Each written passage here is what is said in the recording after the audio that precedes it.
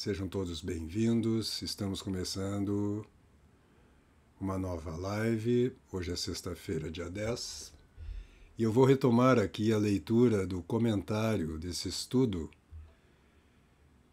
que é feito sobre o Hugo de São Vítor, né? E quando,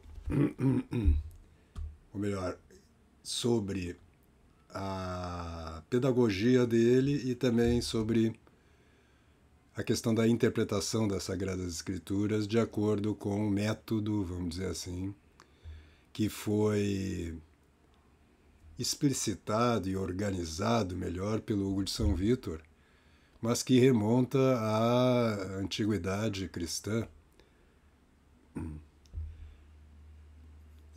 Parece que estamos com um problema hoje de conexão com o YouTube. Então está variando. De qualquer forma, se a conexão não der certo lá no YouTube, depois eu coloco a gravação lá.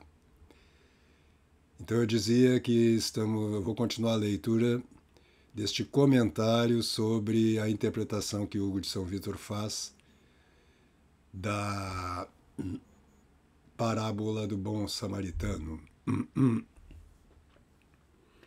Então ele reforça aqui, a gente apontou isso ontem já, numa discussão em que ele diz, bom, será que essa interpretação estava mesmo na intenção de Jesus Cristo, do evangelista e do próprio Espírito Santo, ou é uma interpretação que surge na cabeça do Hugo de São Vítor e do Santo Agostinho, porque o Santo Agostinho também faz uma interpretação semelhante desta passagem.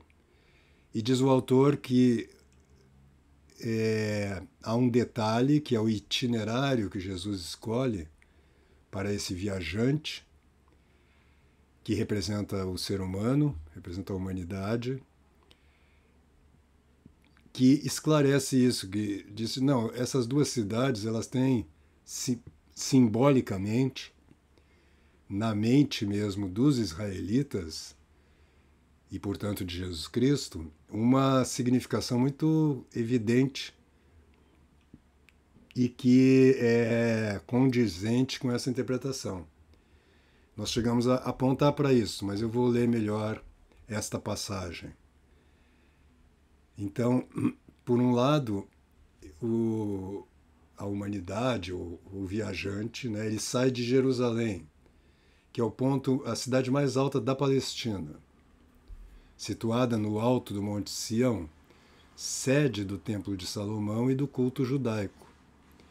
E o nome Jerusalém significa cidade da paz, né? E nela Cristo iria operar a redenção do gênero humano e subir aos céus, de onde os apóstolos partiram para pregar o evangelho a todos os povos, cidade já considerada sagrada pelos judeus desde muitos séculos antes de Cristo. Então, para o povo judeu, Jerusalém é a cidade que mais perfeitamente pode significar tudo o que há de mais sagrado. E ainda hoje esta cidade traz à mente de cristãos e de muçulmanos significados semelhantes. Então, a escolha desse ponto de partida da viagem do viajante é perfeito para este significado que Hugo de São Vítor extrai da parábola. Por sua vez, Jericó é a cidade mais baixa do Oriente Médio, não é? Fica numa região desértica, num local de clima sufocante, em uma depressão situada a 300 metros abaixo do nível do mar, às margens do Mar Morto. Na verdade, sabe-se hoje que Jericó é a cidade mais baixa de todo o planeta. E se não fosse o relevo das montanhas da Palestina, ela já deveria estar submersa debaixo de uma camada de algumas centenas de metros de água, a uma profundidade que nem a luz do sol conseguiria atravessar. A história, ademais, dava à cidade de Jericó conotações condizentes com a sua geografia. Melhor dizendo, condizentes com esse simbolismo de um lugar mais baixo existencialmente, do próprio inferno, né? Então, na história, quando os judeus liderados por Josué entravam para a tomada da Terra Prometida, Jericó foi a primeira e a mais espetacularmente cidade conquistada pelo povo escolhido. E foi também a mais severamente tratada. Além de arrasá-la inteiramente até os seus fundamentos, os israelitas haviam recebido ordens de Deus para que sequer um só objeto ele fosse tomado como despojo. Quer dizer, nem os objetos de Jericó poderiam ser tomados como despojos, né, como algo de valor.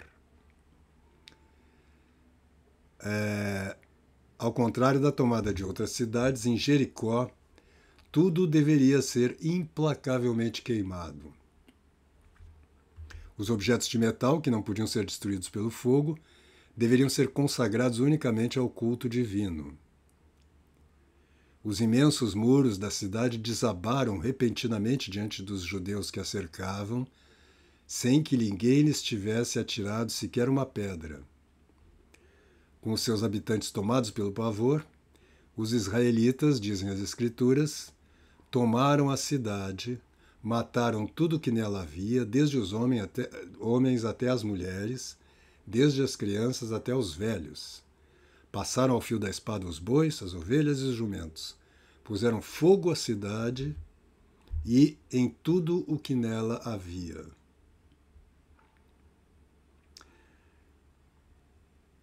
Ainda há outros acontecimentos históricos depois, 400 anos mais tarde.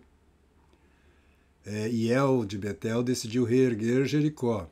Conseguiu seu intento, mas num outro livro das Sagradas Escrituras, no livro dos Reis, registra-se que, ao lançar os fundamentos da cidade, ao ter posto as suas portas, cumpriu-se também nele a maldição pronunciada por Josué 4 séculos antes. Não, aqui que é a citação, essa maldição é que é do livro dos Reis. Por estas razões, se existisse para um israelita algum lugar em toda a terra que pudesse significar o pecado, a miséria humana, a queda do homem ou mesmo um inferno, este lugar era Jericó. Então, o autor aqui enfatiza o fato de que Jerusalém e Jericó, que representam aqui mesmo o paraíso e o inferno, né? E o viajante representa a humanidade em queda, porque é entre uma e outra que ele é assaltado pelos assaltantes, né? Que o Hugo de São Vítor diz que nesse nível de interpretação aí são os demônios, né? Representa exatamente o lugar em que nós estamos, em que a humanidade está na sua situação de queda.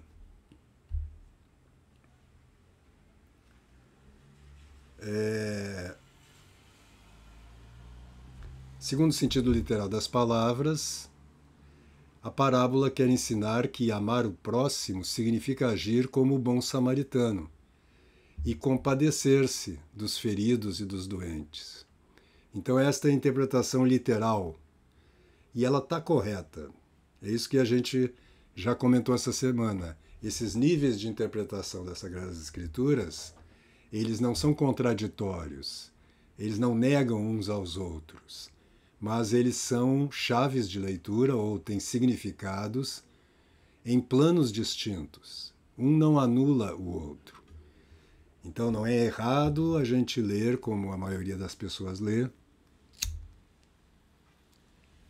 E a gente poderia até dizer, como todos leem, né, no nível literal, como um modelo de ação de caridade, né?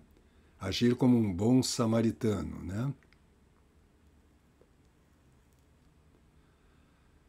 Mas, segundo o sentido significado pelas coisas, significadas pelas palavras, como diz Hugo de São Vítor, Jesus nos ensina uma maneira mais elevada de amar ao próximo. Amar ao próximo, neste outro sentido, não significa agir como o bom samaritano, mas sim agir como o estalajadeiro. E isto não se pode fazer sem pressupor a hospedaria, que é a igreja, e o Cristo, que é o bom samaritano. Neste outro sentido mais elevado de amar ao próximo, é ao Cristo que cabe a parte principal, não é? Que é o bom samaritano. O homem apenas serve a ele de auxiliar em sua missão e completa o que ele iniciou, como fez o estalajadeiro. A missão de Cristo, neste caso, é, nesta interpretação, a obra da restauração humana, que é uma expressão recorrente na obra de Hugo de São Vítor. Ele diz que o tema das Escrituras, como a gente leu outro dia, é a restauração da alma humana, né? Mais ainda, Hugo de São Vítor insinua, nessa interpretação, que o homem pode cooperar com essa missão do Cristo de maneira excelente ou máxima pelo ensino. Não se trata, porém, de qualquer forma de ensino, mas daquele ensino que procede da contemplação, pois, diz Hugo, que a tarefa de ensinar foi confiada à Igreja através da graça, a qual normalmente se adquire através da oração e da contemplação que procede da caridade. E ensinar desse modo, diz Jesus no Evangelho, é a maior prova de amor. E é assim que se encerram os 4 evangelhos, né? Cristo dizendo: ide pelo mundo inteiro e ensinai tudo isto que eu ensinei a vocês, né? E também diz, completando o texto aqui, o comentador, que foi esta a regra de vida que os apóstolos tomaram também para si. Aí ele cita Atos dos Apóstolos: não nos convém abandonar a palavra de Deus para servir às mesas. Procurai alguém que possa ser colocado na direção deste ofício. Quanto a nós, permaneceremos assíduos à oração e ao ministério da palavra. Então, o que Cristo pede aos seus apóstolos é o seu último pedido antes de ascender aos céus, não é? É que eles vão pelo mundo inteiro e ensinem aquilo que ele lhes ensinou. Mas e qual é a fonte desse ensinamento, diz Hugo de São Vítor? A fonte desse ensinamento são as próprias Escrituras, mas ruminadas, meditadas na oração e sob a ação do próprio Espírito Santo, né? Deu uma travada aqui no Telegram, eu dizia: o ensino que os apóstolos devem fazer e os cristãos chamados a isto é, portanto, ensinar o que Cristo ensinou, que está lá nas Escrituras. Em todas as Escrituras, se a gente entender que o Antigo Testamento também é inspirado pelo Espírito Santo, né? Meditar nisto nas suas orações, contemplar as verdades que estão ocultas, vamos dizer assim, ou estão numa região mais profunda dos textos sagrados e ensinar essas verdades, não é? Então, na primeira interpretação, o bom samaritano é todo cristão ou todo homem de boa vontade, né, caridoso, que procura ajudar aqueles que estão na miséria e estão sofrendo, né? Mas na segunda interpretação, no nível alegórico, o cristão, cada um de nós, especialmente aqueles que ensinam, né, se identifica agora com o estalajadeiro, que recebe as 2 moedas, que significam, diz Hugo, o Antigo e o Novo Testamento, mas também significam a meditação, a oração e a graça do Espírito Santo, concorrendo e iluminando a meditação. O estalajadeiro é aquele que recebe, portanto, as moedas vindas do próprio Cristo, suas palavras, né?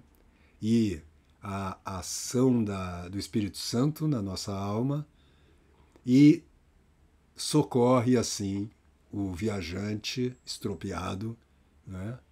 Ensinando e curando as suas feridas. E terminamos assim hoje, ontem e hoje, meditamos aqui, e eu passei para vocês mais do que meditar sobre a meditação que este autor, que escreveu um livro sobre o estudo das Sagradas Escrituras, faz sobre o trabalho de Hugo de São Vítor e o ensino, né, que ele propõe aos seus discípulos e à sua escola. Fiquem com Deus e na semana que vem, segunda-feira, retornamos. Vamos continuar este mês todo, mês da Bíblia, meditando sobre passagens das Sagradas Escrituras, né, mas nos ombros dos grandes santos, dos grandes comentadores. Então, hoje ficamos, ontem e hoje, com o Hugo de São Vítor, e na semana que vem voltaremos com outros intérpretes das Sagradas Escrituras. Tá bom? Fiquem com Deus, que Deus os abençoe, um bom final de semana e até segunda-feira.